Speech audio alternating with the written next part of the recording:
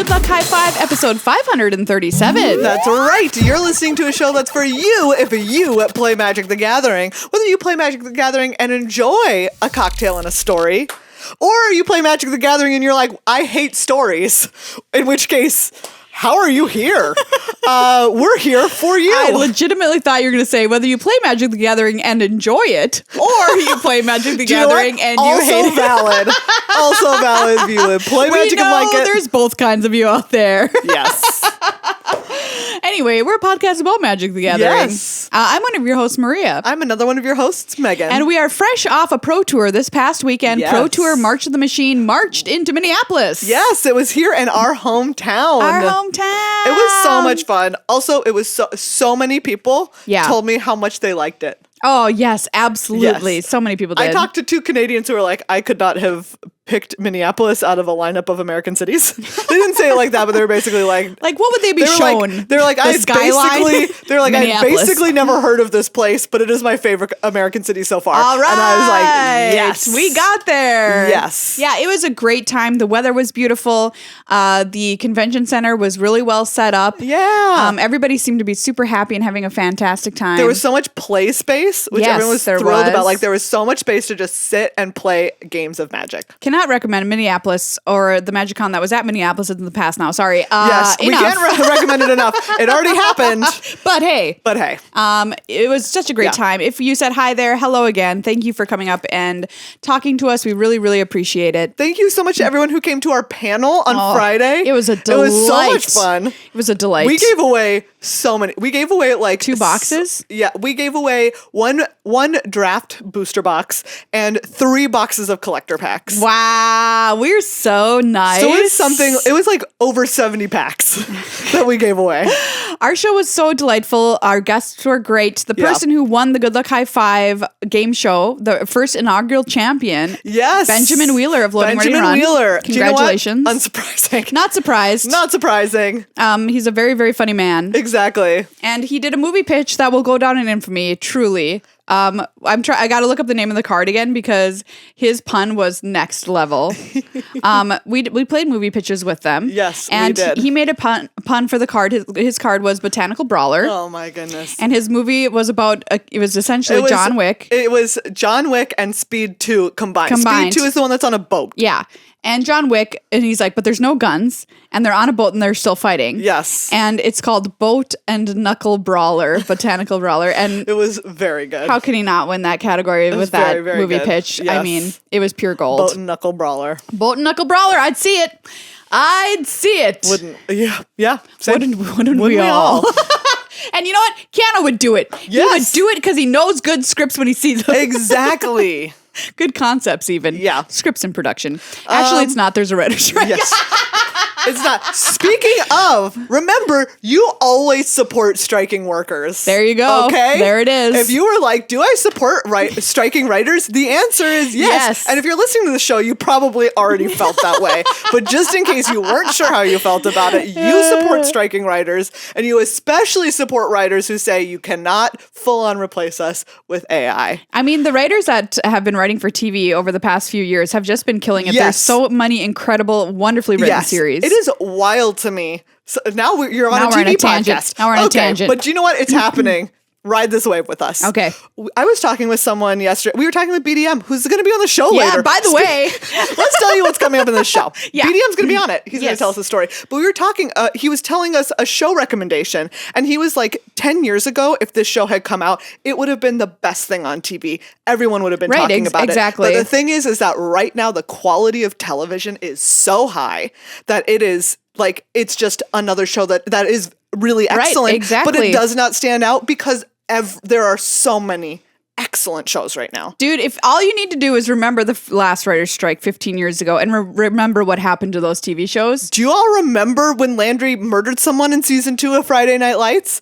If I just spoiled it for you, the show is 20 years old, so no, I didn't. So sorry. But Heroes, as people have pointed out. Heroes. Like any season of TV any series that was on at the time, if you go back and watch it, without looking up when it aired, you can pick out the strike season. So if you're like thinking about it, one, you just support them, and two, like use your voice, like let streaming services know, let these companies know, like cancel subscriptions if you're able to do that and into that. I've canceled a couple of mine just to be like, hey, pay these people. The CEOs make ungodly amounts of money. I think what the writers are asking for is like 3% of something like over 3 years that they make. I don't know, but so anyways, collectively, by the way. Remember, we are in like the best era of television that has ever existed, and the people who are actually doing the work of writing those scripts deserve to get frickin' paid. And kudos to all the shows pausing production during this, by the way. Exactly. I don't want to see your trash show. Exactly. If the show is not pausing production, you let them know. Like, I will not be like Andor season 1. Oh, amazing! They're not pausing. Not watching. It's not going to be good. It's just not going to be bad. And I'm like, don't watch. We already know. Principle. Like, let them know. I'm not going to watch it. Anyway, so I did not realize that I had such a soapbox about that, but there it is. We have. Thank you for enjoying this Megan soapbox moment. You listen to Good Luck High Five for the tangents. Let's get real, everybody. Let's get real. Let's get real. But you also listen to it for... No, you don't. But we're going to talk about magic anyway. Yes. And we're going to make you take your medicine. And that medicine is... Wow, I just thought you were going to give everyone a reminder. Hey, whatever you're on right now, go take it. Oh, yeah. Did you remember? Did you remember your pills? I take one medication a day, and I bought myself I bought myself a days of the week little dispenser because I literally would not be able to recall. Nobody can recall that. It's the same action. It's impossible to recall. So my brain is like, was that yesterday or was that today? I wish there would be like for the cat feeder, the automatic cat feeders, but it just pops a pill straight into your mouth. At the required time. Like a catapult? Ding! Yeah, like a catapult. You can because I know there are the timed ones. Yeah. But I'm talking about a catapult timed one, okay? That goes right into the back of your throat. This has been the invention moment of Good Luck High Five. This is not a medical podcast. This is not a medical podcast. Don't invent a pill catapult. You will kill people. Choking will happen. Anyway. You're going to get sued for so many people choking on pills. All right. We're talking about the Pro Tour. It happened. I mean, we're going to, ostensibly. Yes. It happened this past weekend. Yeah. It was really, really fun. The MagicCON was extremely fun, and the Pro Tour was extremely fun. It was so fun. If you didn't already know, Nathan Stoyer won again. Which is unbelievable. Which is a word that people use a lot for things that are believable. But it is a thing that is basically unbelievable. I texted somebody and I said, it's beginning to scare me. Like how good this person is at playing Magic. Right. And I was thinking into the future, it was like, I don't like, would you be surprised at this point if you top 8 of the next one? Nope. Like, no. Which is an absurd statement. Yeah, the answer is like, no, I wouldn't be surprised. So we're going to tell you all about that, about the top decks. Yeah. It was standard, and we're going to talk about the top draft stuff because there's some interesting stuff that happened in draft. There is some very interesting stuff that happened in draft. And by the way, Brian David Marshall, coverage a hero, Pro Tour historian, is going to join us for a segment we're calling Brian David Marshall Makes You a Cocktail and Tells You a Magic Story. So what's going to happen during that segment? You can only listen to find out. There's no way to know. No way to know. The only way to know is to listen to this. To never know. Yes. Exactly. But also, this is the longest intro we've ever done. And maybe it's because we're recording this after Brian David Marshall made us this cocktail. Maybe it is. But we want to say thank you to everybody who supports us on patreon.com/GLHF Magic. Yes. Thank you so much to everyone. It just means so much to us. Yeah, and thank you to people who came up and told us that they were patrons at the event this past weekend. It was so nice. You truly make the show happen. Yes. Do not take that with a grain of salt. That is absolutely true. It is so true. So if you are somebody who likes what we do and you're like, I would like it to continue, please consider becoming a patron and become a part of the family. And if you are able to contribute, there are so many listeners who we love so much who aren't able to contribute. Yeah. And that we're so happy that the show is still there for people, whether they can be patrons or not. Absolutely. If you're a patron, you are helping make sure that Good Luck High Five is there for people, regardless of the financial situation that they're in, which is like a beautiful and amazing gift. It truly that is. you are putting out into the world. So thank you, everybody. You can become a member of our family, get access to our Discord and other great perks at patreon.com/GLHF Magic. Thank you as well to Card Kingdom for being an incredible sponsor for almost the entire lifetime of this show. So long. I'm like, how long has it been? I don't. long time. I truly don't know, but it's been a long time. Yes. And they've always been there for us. They've always been so supportive. We've talked to a lot of people this weekend. Caroline was on the show, gave them a great rec last week. She's like, I love Card Kingdom. It's where I'd go. You can literally just upload your deck list into Card Kingdom, and it will know what cards are from that deck list, and it'll put them into your card or whatever. And I think that's just like, for somebody who's extremely lazy, that is great. Yes. So good. One and done. If you have been watching some of our new Oathbreaker content, and Yes. you're like, I want to build an Oathbreaker deck, do you know what? Many of the cards in our Oathbreaker decks come from Card Kingdom. Yes, we put our money where our mouth is. Like, we use this service. So we recommend it to you. You can go to cardkingdom.com/GLHF, use that link, and they'll give you a token or a sticker with your order, and it also shows them that you support us and we support them, and it's a nice little circle of life. Hold your kitty cat up into the air and watch it get crowned king. Wait, that's not how Simba became king. Wait, as far as that's when he was born.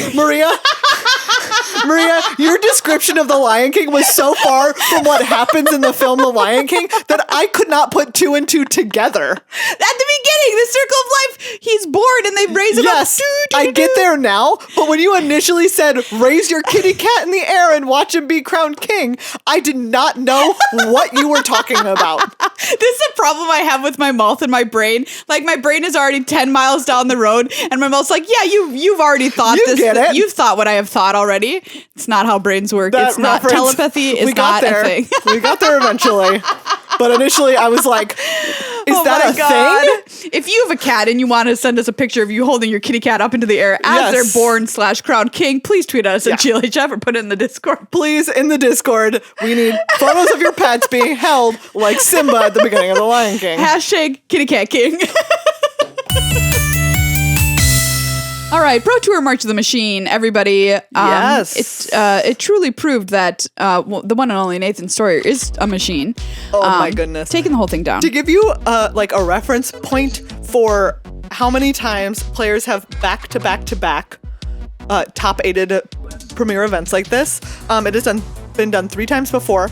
2 of those, one of them was John Finkel, and one of them was LSV. That's so... Like, people who are literally in the discussion for, is this the best Magic player of all time? I mean... Are the only other people to have done this. It's so exciting, too, because we are here during the moment of this occurring. Like, LSV doing this and Finkel doing this was well before our time. Yeah. And LSV was not. It was during our time. When was his third one? It was during... This was his back-to-back-to-backs were during the era of Shadows over Innistrad and Spooky Moon. Oh my gosh. Was that season. Guess that was in our time. He didn't win them though, so. Exactly. And the fact that, we're talking about other people who have back-to-back-to-back top-aided. None of them have won 2 of those 3 top-8s. Yeah, so this is truly historic. And also one of those tournaments that Nathan won, it was the World Championship. Yes. This past fall. So he is your current reigning world champion, now your Pro Tour champion. He is in the upcoming Arena Championship coming up here later this month. Why not? We were joking at the news desk when we were talking about the people who've qualified for this coming World Championship this fall, which is a much larger field than the smaller field we had last year. Mm-hmm. So it was a lot of people. And it was 4 times that Nathan has qualified for the World Championship this fall. Yes, he could be in it 4 times. 4 times. As the reigning world champion and as these 3. These 3. Yeah. Here's the thing. If he makes the final 2 of the Arena Championship, that will be his 5th qualification for the World Championship. Okay, and there is no reason in my mind that he couldn't just win it. I agree. Like, he literally could just win it. So if you want to watch the Arena Championship and see if Nathan Sawyer can 4 in a row, that's coming up the weekend of the 27th and 28th. So this month, you can see it on twitch.tv/magic. I just want to put that out there. I'm going to be the host. So that's what I'm watching for at this point now. Yeah. I mean, that's absurd. How far can he go? And everybody who watches him says they never see him make a mistake either. Like, his play is so clean. Yes. Paul Cheon this weekend, who's one of our experts, says he watches a lot of great players and sometimes he'll be like, oh, well, I don't totally agree with that play, which of course is much easier for Paul to say sitting a million miles away when you're not in the sweat of the moment. But, you notice those little things. Yeah. Right? And he's like, I simply don't notice them from Nathan. Unreal. And a lot of people talking about how when he was much younger, I mean, he's still very young. Yes. They were like, oh, this kid's going to be somebody, even when he was 12 or 13. And now we're seeing that happen. And my question is, how long does this continue? Yeah. Because the record is Kai Buddha with 7. Yeah. What's wild is, right, he will not be like eligible. He would not be eligible for the old version of the Hall of Fame. Right. Which like is still up in the air. What's going to happen with that? Now. Yeah. But like, he would not be eligible for many more years. And yet he already has a resume that people would be talking about putting him into the Hall of Fame. Absolutely. It's ridiculous. Yeah. So our top 8 this past weekend. Yeah. Nathan, our champion, played Rakdos mid-range. He was one of, and to be fair, he also has an excellent team that he is working with. Yes, absolutely. He is on a team called Team Handshake, which is quite large and includes some really incredible players. Among them, many of these players in the top 8. Yes, so for half of the top 8 was a single team, which has happened, not half, but putting multiple members of the same team into a top 8 has happened a few times over history. Most recently, in 2021, when the Japanese super team was playing Golgari Food. So and absolutely obliterated the tournament. That was 3 of them in that top 8. This was 4 in the top 8, so that's already kind of history making. So that was Javier Dominguez, Nathan Stoyer, of course, Simon Nielsen, and Carl Serup. Yeah. We're all members of Team Handshake. A lot of people saying, Carl is one of those people you have to consider as one of the best people playing the game right now, too. Yeah, absolutely. So their team really broke it. They were on Rakdos mid-range, which was a great choice for the weekend, obviously. Yeah, putting 4 people in the top 8. Obviously. It has new Chandra Hope New speaking. Shandy. Which they do some cool, and by which I mean super disgusting stuff with. Yes, they play Light Up the Night and flash it back and remove cloners from Chandra and just fireball their opponent's face. She copies instants and sorceries. Copies it, so you hit them, smack them in the face for 1,000,000. Yeah. Unreal. It was a very cool deck. Yeah. In the rest of the top 8, I mentioned those 4 members of Team Handshake. There was David Olson from Canada. Yeah, playing a 5-color ramp deck. This deck was sweet. I loved this deck. This deck is great. It was really cool. It's my favorite deck in the top 8 yeah, for sure. you just want to cast some Atraxas. Who doesn't? Are you kidding me? Cast some Atali Primal Conquerors. This one was very weird for me. You and Chen of China played Azorius Soldiers. So happy about it, right? I was very glad to see that Azorius Soldiers deck in there, mixing things up. Yeah, Cedric asked Yuen, how do you feel about your deck choice, ending up in the top 8? And he was like, it's not good.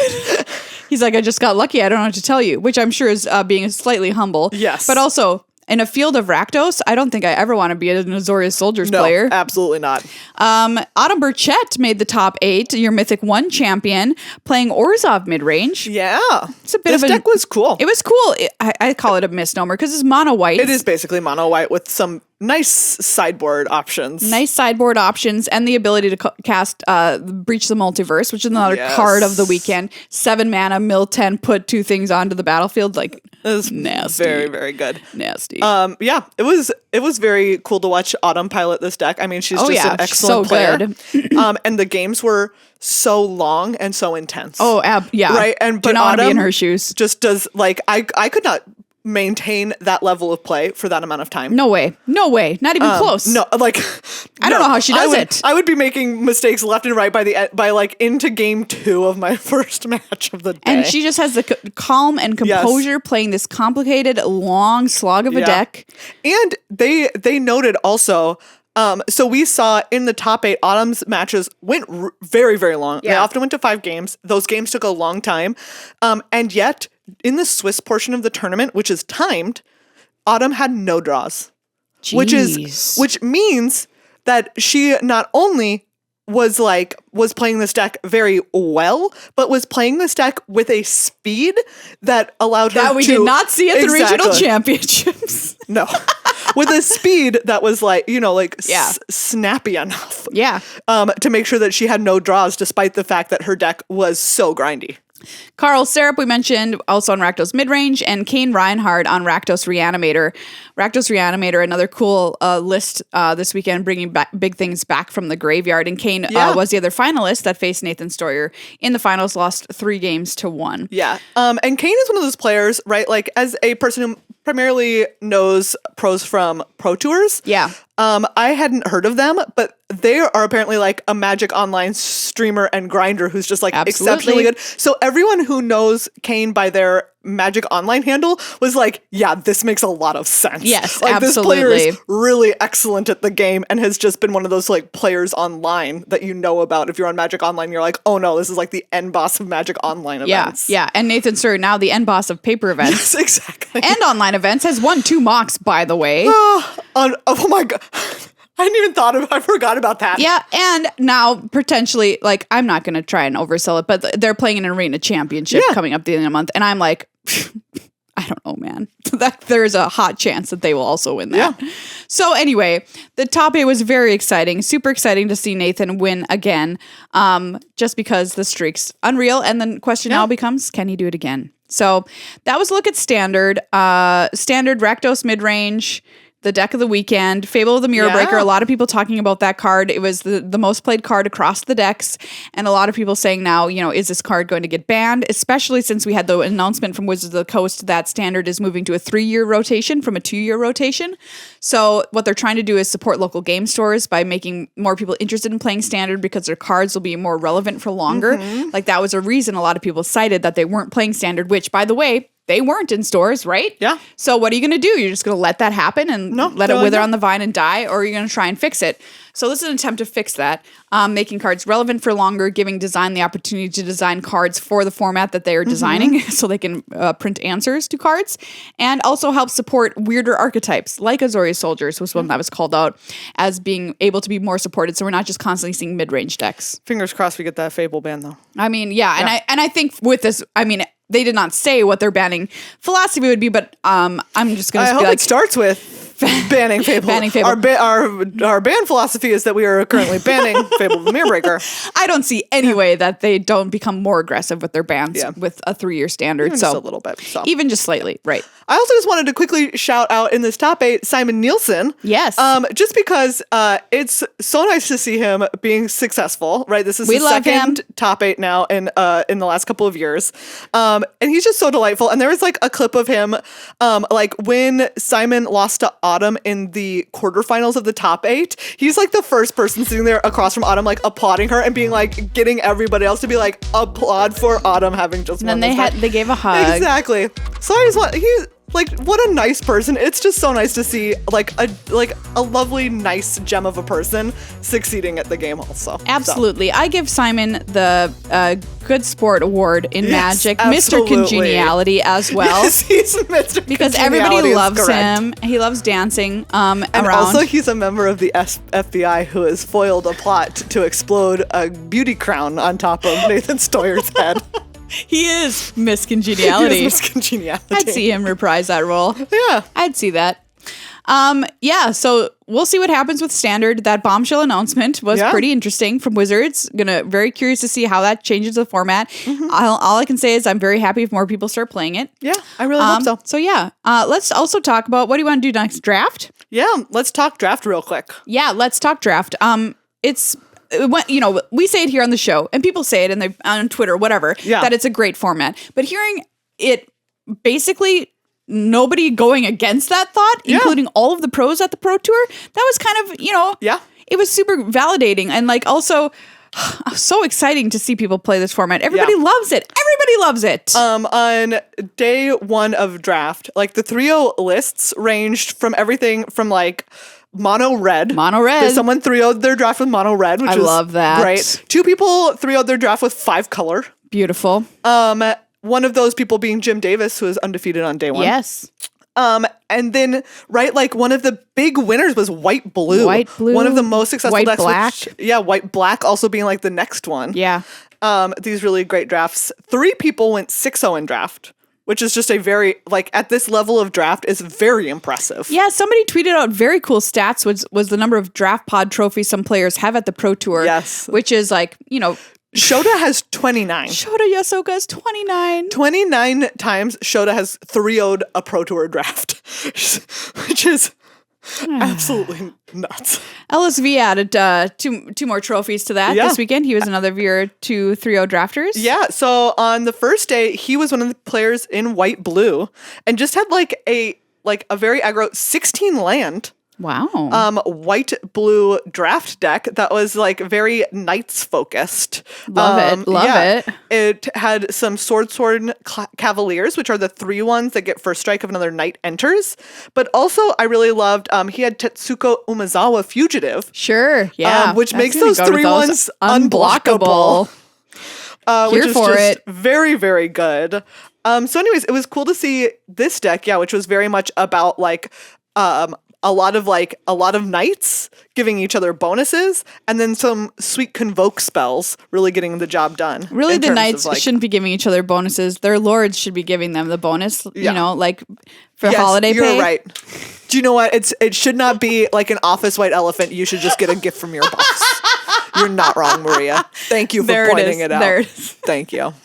But it basically showed that the only color pair that wasn't represented in our day 130 draft decks was green-black, and I think that was just like random, right? Yeah. Everything else was. And as people pointed out, I think at least one of those 5-color ones, because I was the person who looked at all these draft decks. Yeah. Was like green-black plus based. Yeah, exactly. For sure. And there was like a 3-color deck that also was 3-0, and I would not be surprised if like green-black kind of fell into those more 3 or 5-color decks. Yeah, for sure. Because they're easier to splash. So you can do whatever you want is the headline here in this draft format. And it's such a blast to play. Not only is it super fun to draft, the games themselves are super fun to play, which is not always the case. Sometimes you have a great time drafting it, and then you're like, well, this is playing out. It's just, it's kind of boring, kind of vanilla. Not the case. So I was so excited to see such a healthy, thriving draft format at this tournament, and such a successful top 8, and what a really cool splashy winner we had in Nathan Stoyer back to back to back. Yeah. No big really deal. Cool. But ban Fable of the Mirror Breaker.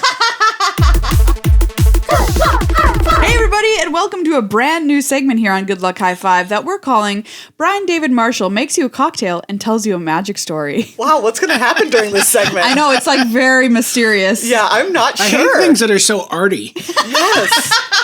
And oblique. That's just not true. Tell me what it is.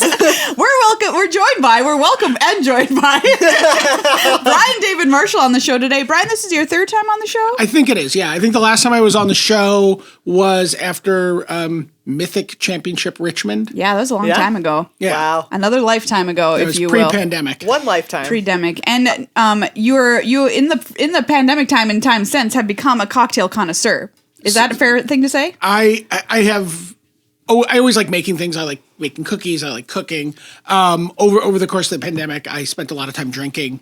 And the most relatable statement ever made. As we all did. And anytime I'm doing something, whether I always throw myself in, like you do, like all your listeners do, like the way we all did with Magic, with anything, you throw yourself all the way in, and you go down the rabbit hole of making it cool or making it exciting for yourself, right? Like, what can I do? How can I do this? How can I tweak this deck? So I started making cocktails, started making a lot of ice, which was really a big part of my cocktail thing, was like making like the perfectly clear sphere of ice. Yeah, or making like hibiscus tea spheres, or making fruit juice spheres, or just all these different things to sort of enhance the visual experience of a drink, but also the flavor of the drink. And if you don't follow... We don't have any of that ice here today. No. Yeah. We have some weird ice that we found in our freezer. Yeah. So, how about that? It tastes like broccoli. Oh God, no, it's going to ruin it. I really hope not. We do have red bell pepper going into this drink, so. All right. Oh, all right. Yeah. If you don't follow Brian on Twitter, you should. It's at Top 8 Games, and you can see a lot of the beautiful cocktail creations that he concocts and shoots them quite lovely. I'm waiting for my coffee table book any day now, so. Yes. I hope it's in the mail. Tappy keeps asking me for one. Seriously, they're beautiful, and your creations always sound delightful. So I was so excited to get you here and force you to make us a cocktail and tell us a tale. So which should come first, the cocktail or the tale? Cocktail first, so we we want can to sip it while you tell us the story. Because ice is gonna melt. Yeah. All right, so we've got some ice in the shaker right now. I love that we're now a cooking show. Yeah. It's not a cooking I'm going to podcast. talk too long, and you got to hurry me up, and then you got to cut away to the finish. Yeah, exactly. And then To the swap out. pulling it out of the oven, fully finishing it, but it's a cocktail. All right, I got a little fresh thyme in here with some ice, broccoli ice. It's not. I really hope broccoli not. ice. I really hope not. It's not. That's fresh squeezed lemon juice. That is fresh squeezed lemon juice. You squeezed that lemon juice. We saw you. There's pictures of it on Twitter now. Yeah. There is some. I don't have to measure this because I know, but this drink is called a flight attendant, and so we're using the tiny bottles, The tiny of bottles, vodka yes. of vodka that you to would make get the cocktail. that you would get on an airplane. That's very Yes. thematic. Look at how little it is. While you're making this, I can tell you a brief Tito's story. Oh, So lovely. Tito's is made outside Are of you gonna Austin, be? Are you Texas. gonna be able to fit all this stuff in here? I'm running low. We'll see. Yeah. Okay, well, you could put like, oh yeah, how is this gonna work? We'll see. figure it out. We'll figure it out. So it started outside of Austin, Texas. And this was this was just when they were getting started. My mom was a journalist in San Antonio, and we went to their distillery, which they took us on a tour of what was going to be their new distillery space, which was gorgeous and had big, big canister things. And then they took us to where they were currently distilling all of the Tito's that was becoming so famous, which was a little still set up in a trailer. So anyways, Wow. the early stories of Tito's vodka. Yeah, so we're using vodka. You just put in some Aperol, and now you're adding limoncello. Yes. So we have thyme, lemon juice, limoncello, Aperol, and ice, and thyme. Thyme, I mean fresh thyme. Okay, everybody, not thyme as in the concept. Oh, we're putting we're putting a lot of time into we this. have conceptual time in this. All right, so we just made it. Beautiful. Now, one of the things I do with my cocktails is I like a little salt or umami in my cocktails. People tease me because I use miso paste in my cocktails. I've put fish sauce in my cocktails. Wow. Generally, what I do right now is I use lemon brine, preserved lemon brine. By preserved lemons, I could not find preserved lemons. So we're going kind of off the map here. Okay, that's fine. And we're going to go with some red pimentos that are brined, and we're going to use that brine. It's got a little bit of a peppery taste. Not spicy peppery, Maria, so don't worry. Thank you. I'm Minnesotan. And we're going to go with that. Wow, this is a truly involved cocktail. What brought this into your mind when you made it? What's your inspiration? This is a variation on a paper plane. Okay. All of my cocktails get named after books for my eventual retirement bar, the Dog Ear. Great. And Make me a reservation already. and so this is called The Flight Attendant, named after the book, which has been turned into the HBO series with Billy Cuoco. And the idea is it's Aperol feels very like flight attendant-y, like in terms of that show, in terms of having cocktails in exotic locales. Limoncello is very like Italian, and someone's having that in Positano somewhere, and So, by the way, I brought glasses and a tray, and because it's the flight attendant, I brought a little thing of nuts for everybody. This is so great. I'm so glad no one on this flight has a nut allergy. Yeah. So we can enjoy them. I should have checked. And the truth is, too, I mean, it's beautiful. Look at that. It's a beautiful color. It's a light, dusty rose pink. No, I wouldn't even say I it. would call it coral. Coral, yeah. Coral is the color of it. All right, this could taste terrible. So we don't know. I doubt that is going to be the case. I had some lemon slices. I don't know where they went. Oh, sorry, I forgot to bring them in. That's okay. Oh, we need to garnish it with a lemon slice? I'll bring one. Go get one, Megan. Let's do this right. It smells nice. So, I mean, you've also been on a lot of planes in your career in Magic coverage. So I think that you have the right vibe. You understand the vibe. I do. Of plane life. Oh, thank you. Thank you. Yeah, I'm sorry. All right, here we go. Lemon see slice. If this will. Oh, is it supposed to float? We can just. It'll float. Ooh, look at that, everybody. Wow. So fancy. Right. Thank you. Thank you so much. Oh my goodness, Maria, do you have your phone? We gotta take a photo of this. I know. Before we drink it. No, I don't. Get out of here again. We just keep sending Megan out of this episode. Bye. So we're so thankful you came here for MagicCON Minneapolis to make us this beautiful drink and to tell us a magic story and to just grace us with your presence generally.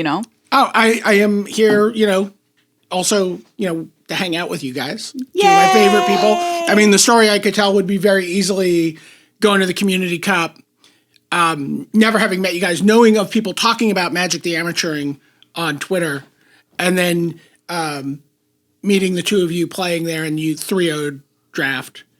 And I No was big like, deal. you were effing liars. Was the first words I said to you. That's right. The first words I said to you guys. Yeah. And I believe that. we were like talking about cooking within 10 minutes and we were talking about something else within 5 minutes. And I was like, oh, I just made some friends that I will know for the rest of my life. So that's my favorite magic story that comes to mind. But for the flight attendant, I have to tell a story once we knew each other for a while. Okay, well, let's have our first sips first, okay? All right. And we were hanging out Cheers. at Grand Prix San Antonio. And we were at the Sunday after party. Oh my gosh. That's not like anything I've ever had before. That's delightful. Oh, that came out. Oh, the red pepper. Actually, the It pimento's actually is really nice. nice. Yeah. I mean, that little bit of saltiness at the back of the drink Yeah. just gives it a more full flavor. Mm-hmm. Oh, that's nice. Ooh. Ideally, it should be a little tiny bit colder. Sure, but, that's you fine. know, But we were using ice from our mini fridge. Yeah, so and the broccoli really comes through at the back of the palate. Broccoli forward. it's not broccoli. What would you suggest serving with this? I feel like nuts is nice with this. I don't know what else. These are a nice. I just had some almonds, and it was very nice. Marcona almonds. This is nice. I like it better than a paper plane. It is, well, we talked about the paper plane, right? Yeah. What are we using normally in a paper plane instead of the limoncello? You're using bourbon Yeah. and the Aperol. I can't remember what else goes into it. I've only had it that one time, and Oh no, it was another Amaro, right? It was like yes, it was like yes. the Amaro Noni or something. Yeah, yes. And it gets very bitter. It was a little too bitter for me. And but this is more of a celebration of the lemon. But I like this with the limoncello a lot better. Yeah. Everyone come out to a celebration of the lemon. Happening this summer at Martha's Vineyard. Oh my God. So can I tell the GP? Yeah. Yes, San it's Antonio time for story? our Tell it. story. At home, I hope you're sipping your own version of this. Yes. What the flight attendant that Yes, Brian you has can made. pause it and make one. You can make your own Rewind. flight Yes, attendant okay. and listen to the story. Yeah, it's equal parts, by the way. It's equal Yeah. part vodka, equal part lemon, equal part Aperol, equal part limoncello, Okay, great. shaken over ice. So we were all hanging out at the Channel Fireball after party at Grand Prix San Antonio. What year was this? This is probably 2016 or 2017. I don't remember exactly. Yeah. We've become pretty good friends at that point, and Yeah. we're all just like laughing and cursing and As we do. and people are singing karaoke and people are getting into arguments and it's Classic magic or after party. but it's like one of those parties that has that Especially the arguments part. Oh yeah, for sure. it's a directional mic, so I couldn't look at you while I said that, Megan.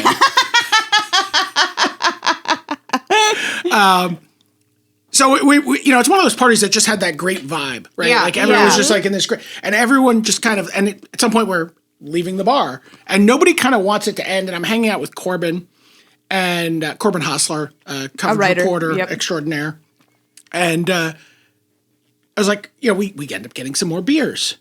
And so now we're drinking beers, and we get back to the hotel finally so at some point, and Corbin's going to go play Pokemon Go now at 3 a.m. Oh my God. right. And I have a flight at 6 a.m. Why did you do that to yourself? I don't know. Bad I don't know. idea. Like It's terrible. the thought was, right, I'll go out Yeah.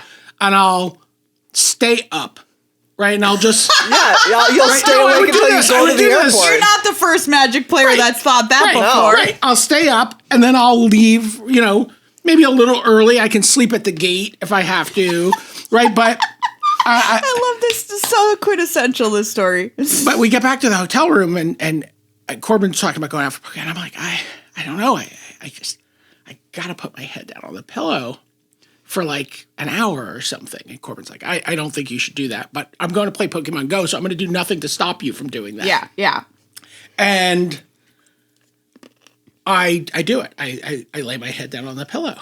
And my next memory is a flight attendant gently like, "Hi, sir, would you like, a cocktail?" Unbelievable. I somehow finished packing, got to the airport, checked in for my flight, went through security, took my belt off, put my belt on, right? Like everything. That is unreal. And woke up somewhere over whatever states exist between Texas and New Jersey. Oh my God. The flight attendant. The flight attendant, everyone. Congratulations Cheers. on making it onto that flight, sir. Or a flight, right? Yeah, and just some flight. Wow, I just love it because it's just such a great way to encapsulate the experience of going and enjoying like a MagicCon these days. Back then, a GP or whatever, which is just you go hard all weekend. You're either playing the event, playing inside events, whatever you're doing, you're going hard at Magic. You're seeing all these people you love that you don't always see. Afterwards, you're celebrating all the stuff, either the horrors of your defeats or the joy of your victories. Together, though, that's the main thing. Everybody together. And sometimes you celebrate so hard that you wake up on a plane. You wake up somewhere like over Tennessee? Yeah, maybe. I think that sounds right. I think That sounds that's right. there, yeah. That sounds I believe right. that is between those two places, but Oh my God. Well, did you have a good time at the con this weekend, Brian? I had such a great time. I really did. It was so much fun. One of the things that I've been doing, just in terms of like keeping a foot in Magic over the last few years, has been advocating for different ways to play Commander. And so been advocating for people to play something that I call pre-DH, which is now a actual recognized Commander format. Really? Yeah, Wow. the RC recognized it. There's a Discord channel for it in the RC. And it is only cards that were printed in Magic up until New Phyrexia. So basically no cards that were printed after cards started being made for Commander. I see. So it's really like EDH. Yeah. Sure. Like So there's this you're last like, moment where there's a format called EDH and then it's a format called Commander. right. And so these cards allow you to have the format that now, that's the pure form of, I'm not going to put that in quotes. But Yeah. It allows you to play with cards that you're nostalgic for that just don't have room. Right.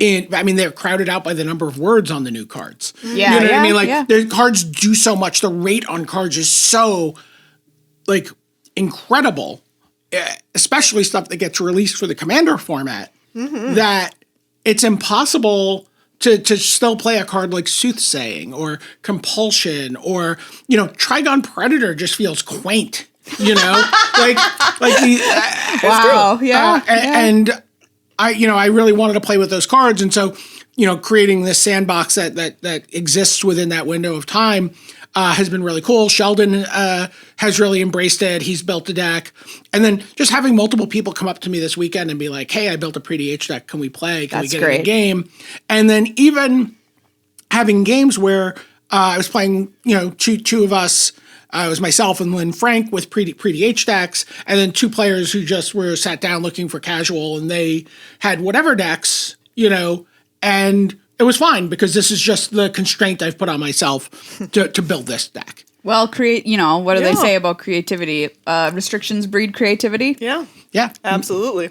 Can I actually, speaking of running into people, I'm going to tell a quick story all right. from dinner last night, which is we were out at dinner at a spot in the North Loop.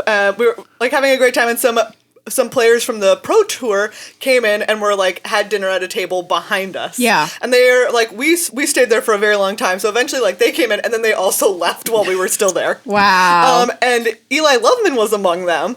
And BDM, like as Eli Loveman is leaving, BDM is like, "Oh, hey Eli, I don't know if you know who I am, but I don't remember what you said. It was something very nice. You're just like, I want to meet you. Yeah, like, I just introduced myself to him. I Exactly. said, hey, I'm Brian David Marshall. Yeah. I watched you have this great run at Magic during the pandemic, and, we've never really had a chance to interact other than, Yes. one of my goals this literally weekend was to part go of it is, like- parasocial to social Yes. Yeah, relationships. yeah. Of Part of it course. was BDM saying, hey, I don't know, like, you probably don't know me, but I'm Brian, like, my name's Brian David Marshall. And Eli Loveman to his friend was like, will you take a picture of me with BDM? Yeah, of course. Like, of course he knows. Yeah. But it was just so cute to see this moment because Eli was obviously really happy to meet you and take a photo with you.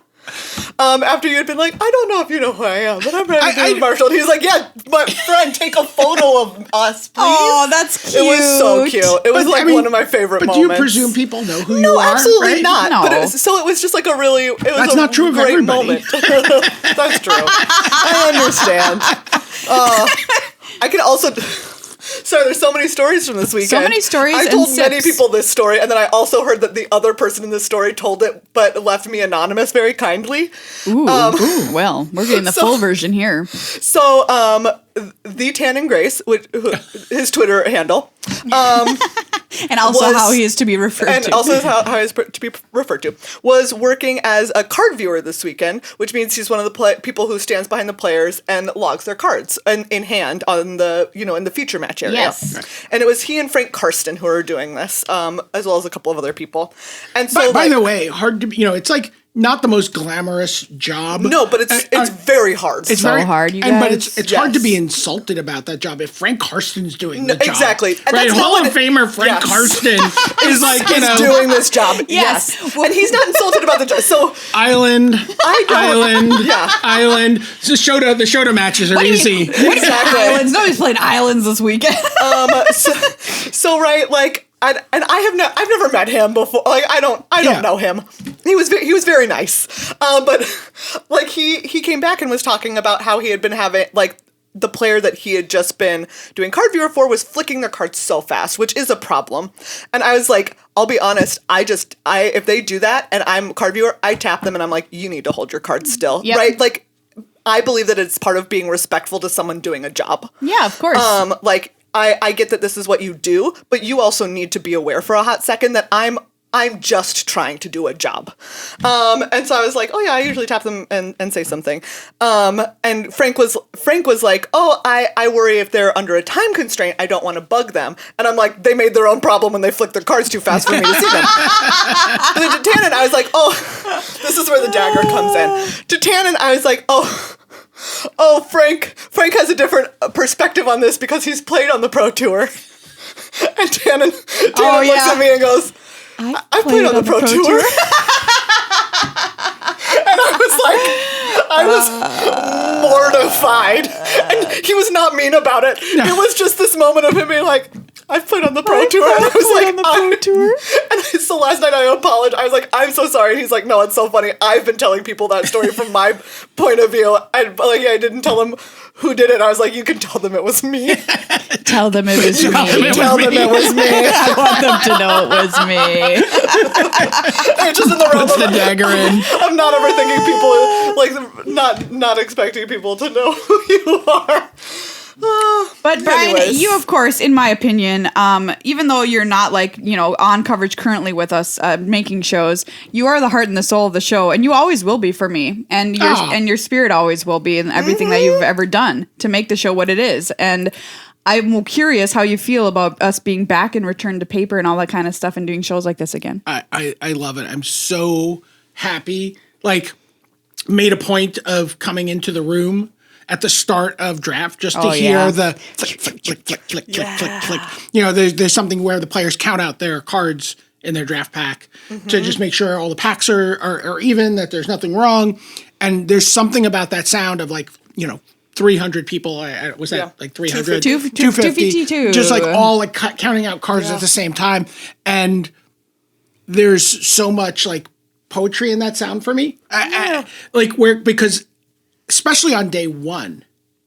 Because 250 it's endless possibilities. Yes. And everybody's going to open the Elish Norn, right? Yeah, 250 people think they're going to win the Pro Tour. Yep. You know, think they're going to, get interviewed by Megan and Maria on the podcast. You know what I mean? Like, I mean, you have that fantasy that everything is going to be, it's what you dream about, right? Like, especially if you're someone who, drives from event to event trying to qualify for that. And I always love that. I mean, it's one of the reasons I've always spent so much time talking to players who are playing at their first Pro Tour or, getting back to the Pro Tour after a long time. It's always something that hope is such an exciting part of it. And, and it's not going to work out. Spoilers for, 249 of them. That's true.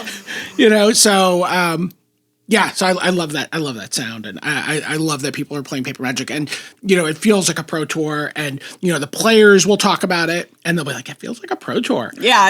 And the WotC staff is like, yeah, this feels like a Pro Tour. And Huey's like, yeah. Feels like a Pro Tour. Yeah. He's So like, true. all my beatings have paid off. It feels like a pro tour. Yeah. Well, Brian, thank you so much for visiting us, making us this delicious drink, and sharing with us some of your fondest magic stories. I hope you, My fondest drunken magic stories. I hope you at my home God. have Cheers, had folks. a lovely flight attendant and enjoyed story time with Brian as much as we have. Thank you, BDM. Oh, my pleasure. Thank you. Well, cats and kittens, that's this episode of Good Luck High Five. Wow. Thank you so much to BDM for coming on the show. As always. One of our favorite people. Just truly. a great A-class human, you know? Yes. There's a lot of humans out there. Not very many are going to reach BDM level, you know what I mean? It's just very You true. just can't. You'll try. Yeah. But you won't. But that's okay, because you're going to land among the stars. Exactly. Shoot for the BDM. For BDM, and you'll land amongst the stars. That's what they say. I had that on a pillow. Thank you so much to all of our beautiful patrons who support Yes. us. Patreon.com Thank you so much. /GLHF Magic. Consider becoming a patron Yes. before our next episode. We'll dedicate the episode to you, give you a shout out. You personally. Yeah. Get access to our great Discord server. Yeah. Thank you all so much for hanging out. We love talking about largely tangents. Oh, yeah. And then also the Pro Tour some. Yeah, I think that's what you're here for. No, You know, I think quite so, honestly. too. Thanks Yeah. to Card Kingdom as well, cardkingdom.com /GLHF. Head on there, get whatever you need for your magical life. We'll see you next week because, boy, oh boy, is there a lot of stuff we didn't get time to talk about in this episode. We did not even talk about all of like the previews or first looks or like glimpses that we got at so much new stuff So much. that they were talking about at MagicCON Minneapolis. So next week, like Lord of the Rings stuff, Doctor Aftermath Who, happens this week, by the Aftermath. way. Woof. We So got a lot to cover. We'll get into it next Got a week. lot to cover. Until then, hashtag Kitty Cat Kitty Cat King. King. I couldn't remember. Kitty Cat King. Literally, you were like saying that, and I was like, "What are you talking about?" Kitty Cat King. I almost said Kitty Cat God, but Hey, same difference. yeah. Same.